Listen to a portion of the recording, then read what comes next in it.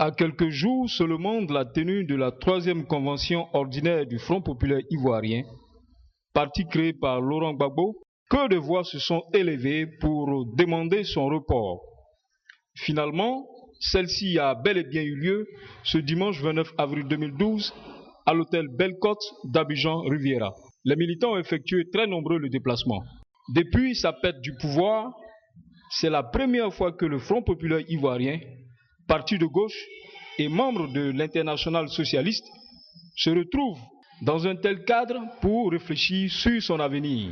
Sous l'impulsion de sa direction intérimaire, conduite par Miaka Ureto, son président, et Laurent Akoun, son secrétaire général. D'où le thème de cette 3e convention, quel Front populaire ivoirien pour la reconquête des droits et libertés démocratiques.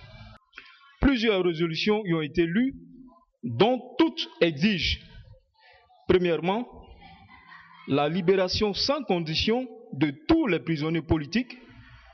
2. L'arrêt du harcèlement judiciaire contre les militants et sympathisants de l'opposition. 3. Enfin, la prise immédiate de mesures idoines par l'État de Côte d'Ivoire pour le retour apaisé et inconditionnel des exilés. La convention ordinaire du Front populaire ivoirien, réunie le dimanche 29 avril 2012 à l'hôtel Bellecote de la Riviera, Cocody à Abidjan, exige 1. La libération sans condition de tous les prisonniers politiques, notamment du président du Front populaire ivoirien, M. Pascal Affi-N'Guessan,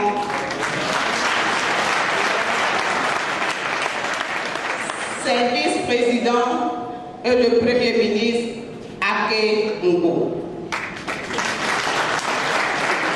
2. L'arrêt du harcèlement judiciaire contre les militants et les sympathisants de l'opposition. 3.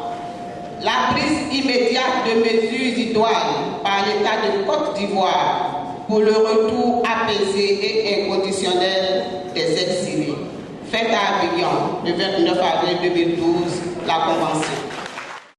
On peut le dire, la 3e convention ordinaire du Front populaire ivoirien est la preuve de la vitalité et de la capacité de mobilisation du parti de Laurent Gbagbo, qui a conditionné sa participation au processus de réconciliation à la prise en compte de ses préoccupations.